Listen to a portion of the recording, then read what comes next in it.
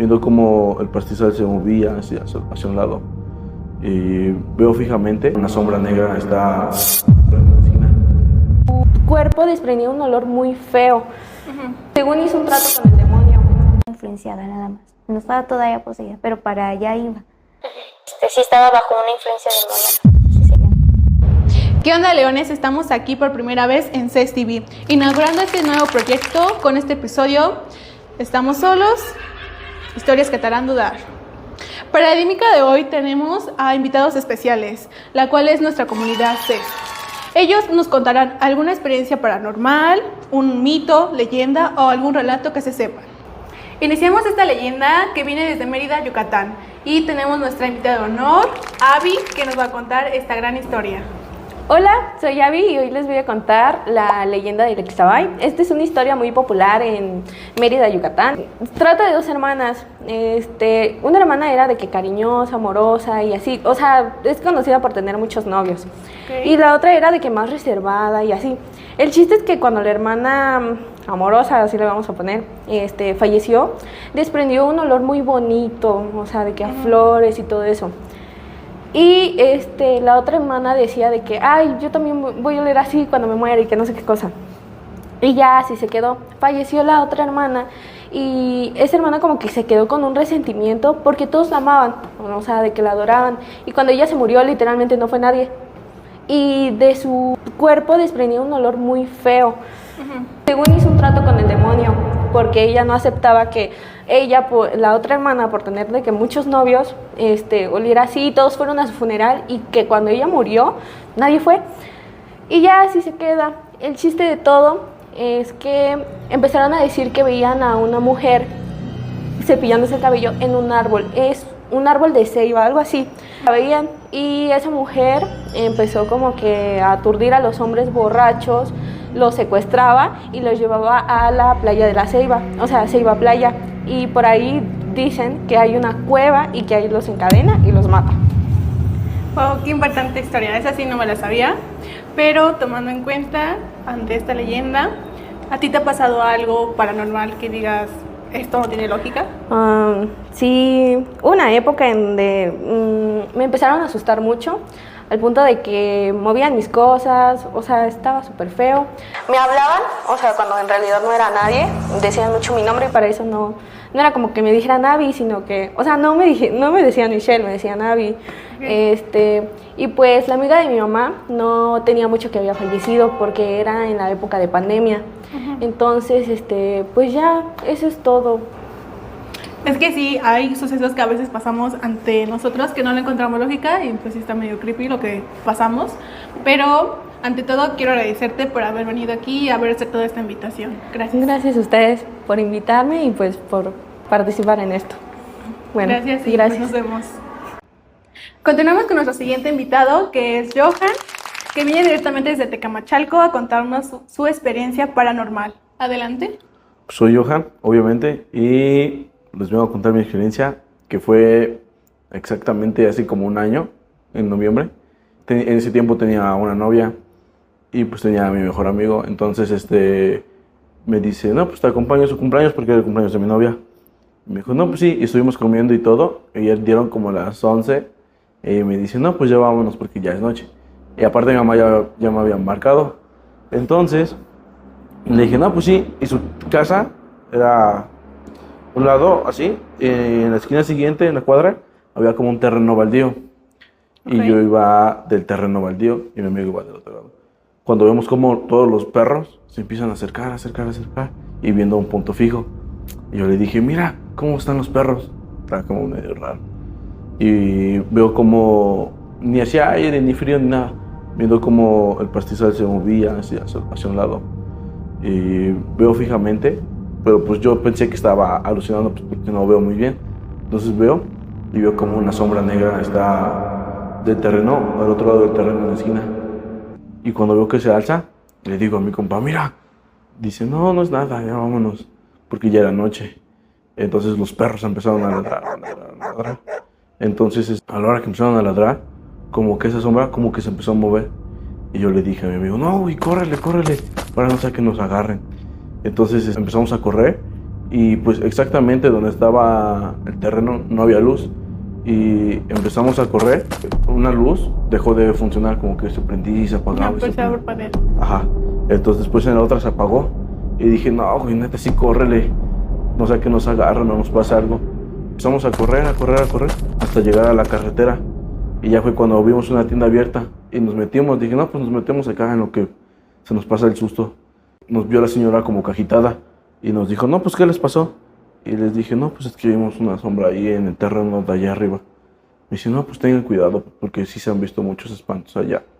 Y siempre los perros en la madrugada se ponen a ladrar ahí, mero fijamente ahí. Conté a mi novia y dice que, pues, que también se escuchaban como los perros ladraban y ladraban y ladraban. Y pues ya me dio miedo y ya no le quise preguntar por qué.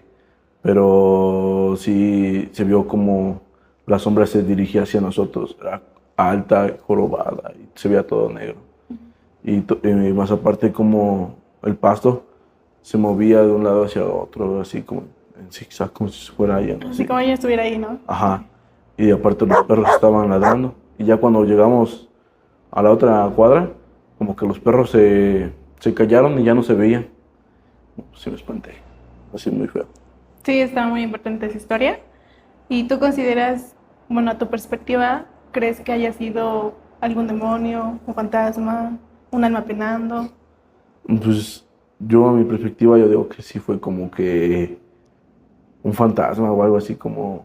Como que de plano ese lugar ya está como que Ajá. dañado por esas Sí. almas, ¿no? Sí, porque 2 o 3 cuadras más arriba está el panteón municipal. Y pues yo digo que pues también como que las vibras de ahí... Sí están pesadas. Ajá. No me esperaba esa historia, sí me dejaste impactada, o sea, como que sí está medio creepy, pero pues antemano, muchas gracias por haber venido y por aceptado la invitación. Y pues nos vemos en la siguiente. Continuamos con nuestra siguiente invitada, que viene directamente desde Querétaro, en la cual nos va a contar su experiencia paranormal. Adelante. Hola, mucho gusto. Mi nombre es Alma, vengo pues, desde Querétaro. Bueno, todo inició desde mi nacimiento.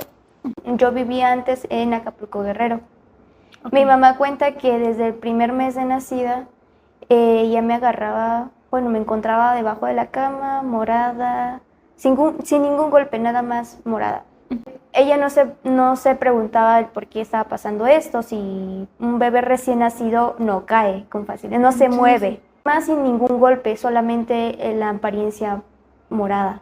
¿Pero era todo tu cuerpecito morado? Todo morado. Okay. Ajá. Mi mamá fue muchas veces con padres a preguntarle qué es lo que estaba pasando. Ya me habían bautizado, pero yo seguía teniendo estos procesos raros. Y a los 2 meses muere mi abuelita, que era muy cercana a mí. Yo empiezo a empeorar con esta situación. Ya no solamente aparecía debajo de la cama, sino que mi mamá decía que durante el día me daba unas fiebres muy altas, muy altas, y cada que llegaba al hospital ya no tenía nada. Entonces eso a ella le asustaba un poquito más. Sí. Entonces ya no solamente se fue con la iglesia, sino buscó otras personas. Lo que me pasaba, o bueno, cuando yo caía debajo de la cama era porque una bruja me intentaba llevar. Lo que dicen. Ajá. Cuando ya no están los bebés. Sí. O están moraditos, sí, ya es porque eso. Están succionando la sangre, sí, ¿no? Y pues mi mamá la dormían. Entonces, lo de las fiebres era porque mi abuelita, eso es lo que dijeron, me quería llevar con ella. Sonará feo, pero intentaba matarme para llevarme con ella. Sí. A mi mamá le dijeron, tienes que bendecir agua, llevártela a ella, a tu hija, pedirle a tu mamá, llorarle en su tumba de que mamá no te la lleves, es mi hija, por favor. Entonces mi mamá empezó a hacer esas cosas. Santo remedio, ya no pasó más. Cuando yo tenía 7 años, tuve un sueño donde un tío tuvo un accidente automovilístico. Yo me levanté de golpe y le dije a mi mamá, ese sueño era distinto a una pesadilla, son distintos. Sí. Entonces yo me levanto y le digo a mi mamá, es que tuvo un accidente mi tío. Y ella pues me intentó tranquilizar, me dijo, es una pesadilla, tranquila. A las 2 horas le marcan a mi mamá que mi tío había tenido un accidente automovilístico. Y yo le pregunté a mi mamá, ¿mi sueño se hizo realidad? Ella no me dijo nada. Ya no volví a tener esos sueños hasta después de los 12 años que yo soñé que una tía, es la hermana de mi papá, enfermaba muy feo. Pero mi mamá dijo que a lo mejor era porque había escuchado de que mi tía estaba embarazada, de que a lo mejor su embarazo era riesgoso. Y yo le dije, no mamá, es otra cosa. Nace mi primo y al mes le detectan cáncer, etapa 4. Entonces eso fue muy impactante para mí, pero yo en ese momento, después de los 12, empecé a desarrollar este sentido. El que sueño algo o presiento algo es una sensación que no se puede explicar. Sí. Mi mamá era muy cercana a una tía, pero no era, le decíamos tía por el tiempo que llevaba con nosotros, pero como tal de sangre no era. Esa tía en su casa rentaba a un brujo y esa persona me quería mucho. Esa tía me quería bastante, me decía siempre, no, déjame Almita aquí conmigo, estoy aquí en la Ciudad de México, déjamela. Le insistía mucho a mi mamá en el grado de que a mi mamá ya no le gustó. O sea, mucha insistencia ya no le gustaba. La señora me estaba haciendo un daño, me estaba haciendo un trabajo. Pasaron los años, a los 13 años me vine a vivir a Querétaro. Okay. Mi papá y mi mamá compraron una casa donde los colores eran muy feos, eran negro y rojo. Y en la sala había pues una pared lisa y había un árbol grande pintado de rojo. La pared era negra, pero el árbol era rojo. Se veía muy feíto ese árbol. Yo desde que llegué la piel se me erizaba. ¿Qué pasa en esos momentos, en esa casa? Empezaron muchas cosas, muchas. Una ocasión mi mamá me ve que yo le estoy hablando a la pared, a esa pared del árbol. Pero mi mamá dice que me intentó despertar, dijo, tú nunca has sido sonámbula, porque hasta ahora. Ella pues como pudo me subió, yo no recuerdo nada. En ese tiempo mi hermana tenía 7, 8 años y empezaba a hablar sola. ¿Con quién? No sé. Y lo mismo, ser sonámbula, pero ella quería abrir la puerta, se quería salir. Eso a mi mamá ya no le gustó. ¿Qué también pasó? Empezaron a haber problemas entre mis papás. En esa casa antes vivía una familia, mamá, papá y 2 niñas. ¿Qué pasó? Esa familia lo mismo, se distanció, se divorciaron, el papá le intentó quitar a las niñas, la mamá cayó en una depresión muy fuerte y se suicidó. Esa fue la historia de esa casa. Esa fue la historia de esa casa. Okay. El señor fue quien nos vendió la casa. Pareciera que esa historia se estaba repitiendo. Mi papá sacó un lado de él muy malo, nunca esperé de él eso. Y estaba luchando por la custodia de los 3, de mis hermanos y la mía. Mi mamá, depresión. Yo con estas escenas de que a veces yo estaba acomodando mi ropa y me azotaban la puerta bien feo. Mi papá se fue de la casa. Fue cuando yo iba a cumplir 15 años. Mi hermano, pues igual se rebeló, se fue con mi papá. La más chiquita nada más no la dejaron porque pues era muy pequeña. Y yo me quedé con mi mamá. Entonces ya no hubo un momento donde ya amanecía con rasguños, moretones, pero yo no sabía, o sea, yo una noche yo no sentía nada. Sí, ni recordabas cómo te lo habías hecho. Nada. Al principio dije los gatos, pero eran rasguños como de humano. Eran más grandes que de un gato. Y digo, un gato me hubiera lastimado, no sé, más partes, pero nada más eran partes superiores, no la cara. Yo empiezo a tener más escenas donde ya se presentó ante mí o vi mediante reflejos, espejos, ventanas, a un demonio. Me prohibieron decir y olvidar su nombre, porque al recordar Ajá, su nombre, es porque lo estás los invocando. vuelvo a invocar. Sí. Así, o sea, en los reflejos y esos, ¿lo veías, o sea, directamente o solo Sí. de como de reojo? No, yo hasta lo llegué a enfrentar. Hice algo muy malo que fue hablar con él, intentar negociar. Ya no me sentía bien. Y llegó un tío que es muy católico. Nos salvó literal a todos. Le platiqué lo que estaba pasando porque hubo un momento donde él me escuchó y me dijo que con quién hablaba. Yo le dije no, con nadie, pero él sabía que no estaba bien. Y mi tío, como le comento, es muy acercado a Dios. Empezamos a hacer una oración a Jesús por María, así se llama. Entonces, entre nuestra depresión, empezamos a rezar en la sala. Sí. Pusimos nuestro altar y cada que empezábamos a rezar, como azotaban las puertas, los juguetes, no sé cómo salían de la habitación porque estaban en una caja. Entonces salían los juguetes y se caían por las escaleras. Mi tío decía, recen, recen, es él intentando distraerlos, o sea, el demonio. Hubo un momento donde yo de la nada empecé a reír. Yo no, de verdad hasta lloraba porque yo no quería reír.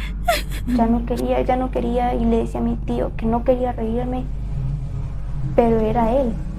Y obviamente vamos a decir que aquí estaba el altar y de este lado teníamos una ventanita muy pequeña y ahí lo estaba viendo.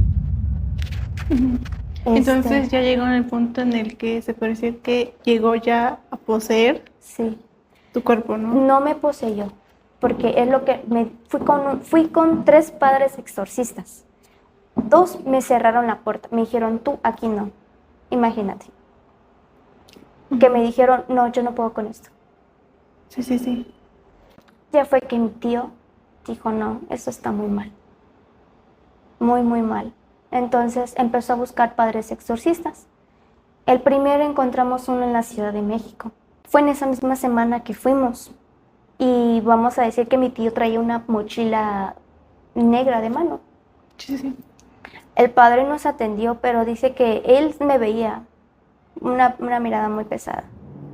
Yo en ese momento me sentía bien, me sentía tranquila. Pero en el momento que yo entré a la iglesia me empezó a dar mucho calor, a sentirme incómoda. Entramos a su oficina del padre y mi tío deja su mochila en el suelo. ¿Qué pasa? Y el padre empezó a hacer una oración y sale una rata de su mochila. Ajá. Sale una rata de su mochila. Sí, es algo que no tiene lógica, ¿Cómo ¿no? explicas que la tuvo todo el tiempo, cuántas horas de viaje y no sintió nada? Y hasta ahora que se dejó la mochila, empezamos a rezar, salió la rata. Sí, no hay dónde. La oficina del padre son puertas muy pesadas. Se cerró. Sí, las he visto. La cerró. Ajá. Yo tenía en ese momento rosario, era de metal. Era uno de metal.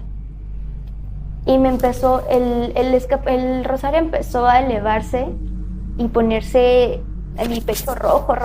Como si te estuviera quemando. Sí. Él empezaba a hacer un exorcismo. No pudo. La verdad, si te soy sincera, no recuerdo. Son vagos los recuerdos que tú pasas, o sea, que tú sientes nada más, pero no estás consciente no estoy consciente de eso. Entonces, en ese momento mi mamá ya reaccionó. Cuando vio esa escena, mi mamá reaccionó. Y empezó a, digamos, que a ponerse las pilas con eso. El padre dijo, no puedo, lo siento. Pero mira, te paso el contacto de alguien más. Fuimos con el otro padre, y no nos quiso ni siquiera pasar a su oficina. Dijo, no, tú no. Mi mamá estaba desesperada porque es muy difícil encontrar un padre exorcista.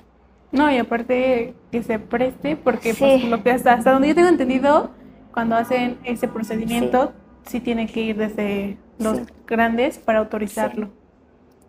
Y bueno, fuimos o sea, mi mamá ya en su desesperación, todo, porque nadie quería, nadie quería. En Querétaro había uno, pero él dijo no, que nos ponía muchos pretextos de no tengo tiempo, o es que no puedo. Entonces yo seguía pues viviendo estas escenas, eran escenas. Entonces, ya una ocasión mi mamá fue a una iglesia y le dijo, ¿puede venir a bendecir mi casa? Y el padre accedió, dijo, sí, con gusto voy. Vino. En cuanto empezó a bendecir la casa, a echar agua bendita, se quedaba viendo esa pared. Nos empezó a hacer preguntas, de hecho paró con su... Una bendición. Ajá, paró. Y nos empezó a preguntar que cuánto tiempo llevamos aquí, que quién habían pintado eso. Él dijo, vayan a derrumbar este muro, derrúmbelo. Esta pared algo tiene. Y sí, algo tenía. Estaba la pared y atrás había otra pared de tabiques, donde igual había un árbol, pero estaba pintado con sangre. Entonces ahí hubo un trabajo como tal, ¿no? Sí. Entonces mi mamá se pone a investigar entre los vecinos y nos dijeron que ahí estaba una familia de satánicos. Entonces, pues ahí inició todo el problema. Todo el problema. Cuando tumbaron la pared, yo me enfermé muy feo, muy feo. Cada que le daban un golpe, era un grado más de mi fiebre o algo me pasaba. Entonces ya mi mamá ya no sabía qué hacer. Entonces el padre lo único que hizo fue bendecir la pared otra vez. Fueron como 10 días que estuvo así el padre, viniendo. El caso es de que tumbaron esa pared. Yo seguía con esas escenas y hasta un poco más fuertes. Fue en el momento que yo ya hablé, o sea, porque a mí me decían, ignóralo. Si te habla, ignóralo. No respondas a sus provocaciones. Ya hubo un momento donde yo me puse a hablar con él, donde mi desesperación era bastante y quise llegar a un acuerdo con él. Obviamente, pues no era nada bueno. Me detuvo mi tío porque me encontró. De hecho, estaba en la cocina, pero en la cocina hay un ventanal muy grande. Era de noche. Entonces era cuando yo lo veía mejor. Fue que mi tío empezó a rezar y me sacó, digamos que me sacó de ahí con él. En el mueble, bueno, en el refrigerador teníamos varias cosas. Todas las tiró. Fue mucho su enojo. De hecho, todavía hay una puerta igual de vidrio donde las rompió. O sea, se ven golpes nada más. Sí. No rompió todo el vidrio, nada más se ve el golpe, como si le hubieran dado un golpe con una roca. Hasta ahí. Como si estuviera estrellado. Sí, estrellado. Yo ya estaba más vinculada con él, ¿no? Con él. Sí, ese fue mi error. Digamos que empeoró un poco eso, el haber hablado con él. Después de eso, una vecina le dijo, vaya a tal lugar. De Querétaro son como 40 minutos y vaya a esa capilla. Ahí hay un padre exorcista, es muy bueno. No sé si usted sabía, pero en Querétaro es donde hay más casos de satánicos. O sea, es el primer lugar en satanería. Desconocía ese. Sí, yo tampoco lo sabía. Entonces fuimos con ese padre, luego me vio, me aceptó, me dijo, no, aquí tú te vas bien. Tardé como 6 meses. 6 meses en oraciones de exorcismos. Siempre cuando alguien te manda a hacer un trabajo, los padres logran sacar el nombre de esa persona, de quién los mandó y su nombre, que es lo único que necesitan. Entonces, ¿qué pasó? La persona que le comenté al principio, esta tía, fue quien me empezó a hacer un trabajo. Lo suspendió, pero ¿qué pasó? Ya dejó una puerta abierta. Entonces, eso, lo de la casa, hizo que empeorara más, se apoderara. Yo recuerdo que de la nada llegó, tenemos una capilla cerca, y llegaron varios dotes que apenas van en su camino. Sí. No, tiene su nombre, pero sí, no recuerdo. Sí. Ajá. Y llegó un chavito muy joven de Jerusalén. Mi mamá lo recibió, le platicó un poco y ya fue que me dio esta. Porque la que le dije, el rosario de metal, se me perdió. Después de esa ocasión se me perdió. No sé dónde quedó. No la hemos encontrado. Y me lo dio. Me dijo, no te lo quites. Para nada te lo quites. Sí. Y es el momento que ni para bañarme me lo quito. Seguí con las oraciones de otro padre.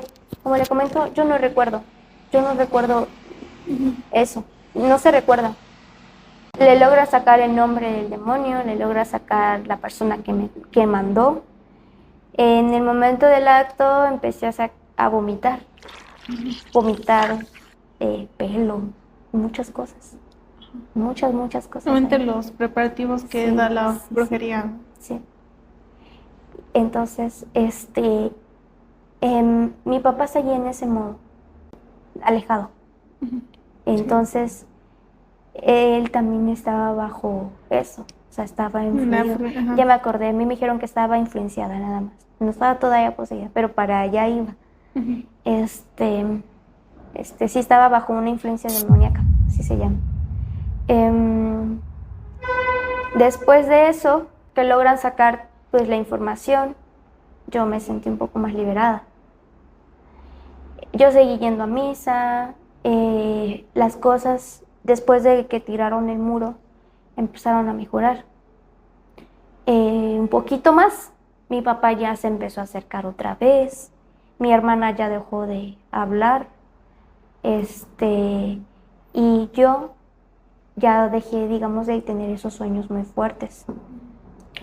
En mis sueños soñaba con mi abuelita que murió, pero de espaldas.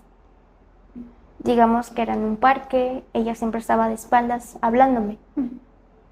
Pero en el último sueño que tuve fue que yo me enfrenté a ella. El día que yo me enfrenté al demonio, lo mismo pasó. Fue que se me figuró realmente quién era. Un demonio nunca te va a dar la cara. Nunca. Siempre la espalda. Mediante un sueño. Si usted ve, no sé, a alguien, sueña con alguien y dice, no, hija, es que hace esto, hace el otro. Si no te ve, no te muestra la cara del familiar, es algo más. Entonces, yo sigo con estas predicciones de, por ejemplo, no sé, hace poco, el año pasado, yo me levanté y mi mamá se iba al trabajo y dije, no, te acompaño. No, relájate, ¿qué te pasó? No, es que presentía algo, pero no soñé nada. Y sí pasó algo. Entonces, justamente hace 2 años yo vine a hacer examen aquí al CEST. Lo pasé. Cuando yo venía de regreso a Querétaro, yo presentía algo, pero algo presentía. Pero yo no quise preocupar a nadie. Entonces dije, no voy a pensar en esas cosas. Ya, estaba lloviendo ese día y pues uno termina cansada, ¿no?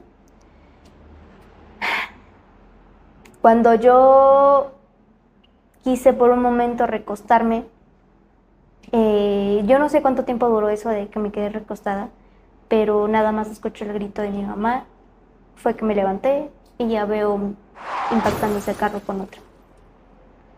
Fue una carambola, Sí. un accidente muy fuerte, donde no pude caminar por un año. Entonces, son estas cosas que no sé si es un don o es algo bien, algo mal. Me asusta el saber. A lo mejor uno no quisiera. O cuando dicen, no es que me gustaría ver el futuro. No, no creo. Porque son cosas que ya son varios momentos donde sí se cumplen, sí pasan. Todas las cosas que yo sueño o presiento, pasa algo.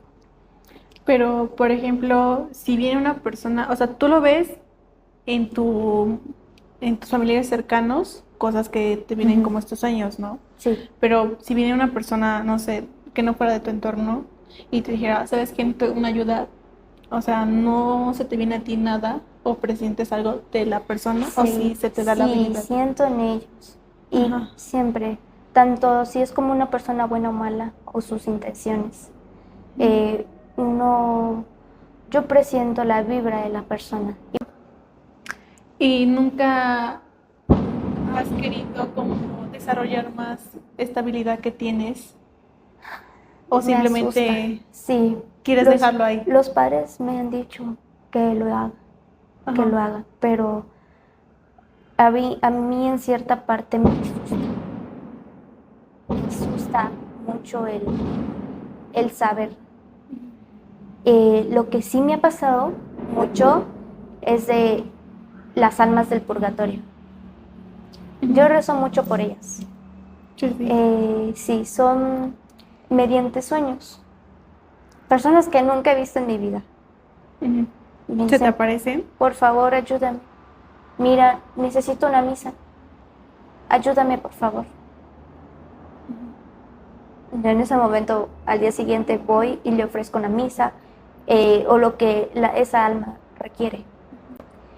Como le comenté de que en mi casa todavía siento que hay algo, no es maldoso, solamente es juguetón. En el sentido de que, por ejemplo, yo dejaba, no sé, mi vaso de agua aquí, iba a la cocina y ya no estaba. Entonces, esas cositas, luego le digo, ya estás molestando, no es maldoso ese ser. Sí, Yo sí. lo siento, porque si fuese maldoso, luego. Sí, no es presiento. negativo. No, solo es juguetón, no sé qué sea realmente. Yo la verdad, antes de que me viniera para acá, mi mamá estaba sentada no sé, de esas sillas que se hacen para atrás. Y al lado, Las mecedoras, ¿no? sí, y al lado tenemos como un mueble muy largo, muy grande, donde pues hasta arriba hay cosas. Entonces, en una de esas había como una cajita pesada. Y digamos que ella estaba aquí, yo estoy aquí, pero mi vista se veía ella y se veía el mueble. Entonces yo veo cómo sale una manita y hace esto. Y De la cajita. Sí, le tira la caja a mi mamá. A mi mamá le cae así. Pero yo vi la manita.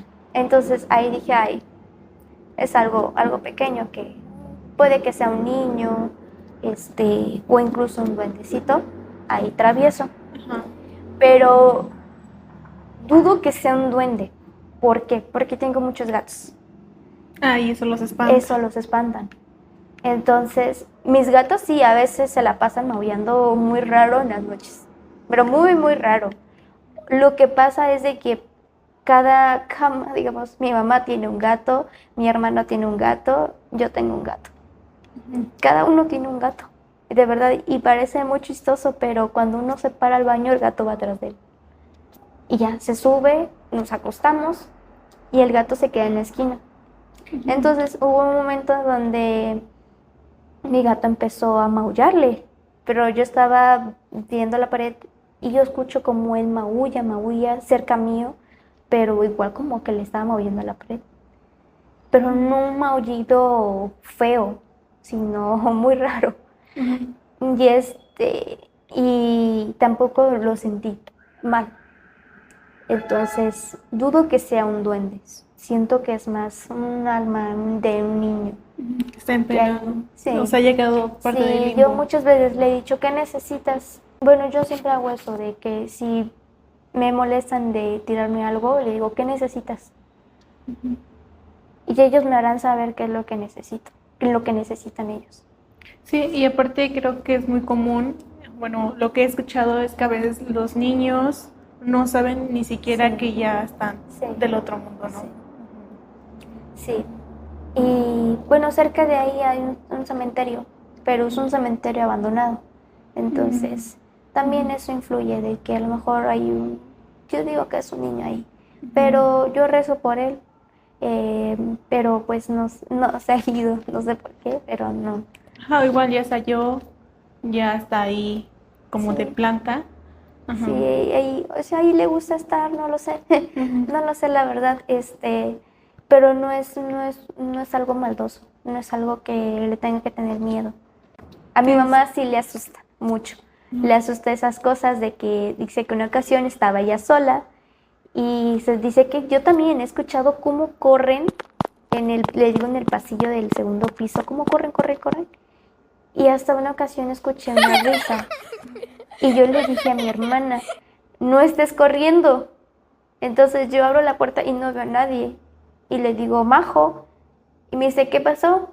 Pero estaba ahí abajo en la sala viendo la televisión. Le digo, ¿no subiste? Dice, no. Sí. Entonces, es un alma buena, no es malo. Nada más que pues hay que saber también no asustarse, porque el miedo los empodera a estas cosas. Simplemente cuando es algo malo, va a querer hacerte un daño. Si está en tus manos poder ayudar a alguien a hacerlo. Sí. Me dejaste sin palabras, de verdad. No pensaba que me contaras una historia así. Y ante los sucesos que has pasado, la verdad sí ha sido muy impactante. Sí. Y sí conozco algo del tema, no totalmente, pero en verdad que sí sobreviviste a esto y qué bueno que no se pasó a tal grado de que ya hubiera una posesión ante eso.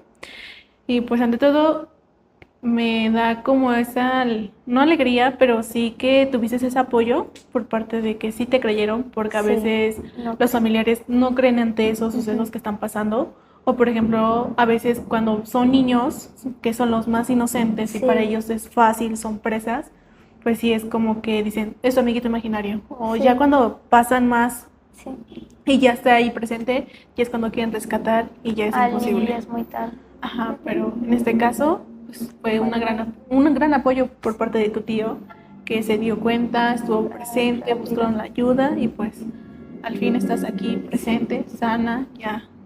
Y pues de tu don, para mí, en mi perspectiva, yo creo que es un don el que tengas eso, pero también es respetable el que las personas tengan esa decisión de decir no quiero hacer uso de ello o tal vez, aunque no quieras, pero aún así lo sientes. Es algo inevitable. Aunque no lo busque, llega. Exacto. Entonces, pero si tú te sientes bien así, te sientes a gusto, pues qué más que decir. Y pues muchas gracias por haber venido aquí a este podcast. Ya muchas personas pues van a escuchar tu historia, esta anécdota tan espectacular que tenemos aquí. Y pues muchas gracias por haber venido. A ti. Y pues gracias y eso es todo. Siguiente. Eso es todo, leones. Espero que les haya gustado este capítulo y recuerden darle like y compartir. Nos vemos en los próximos.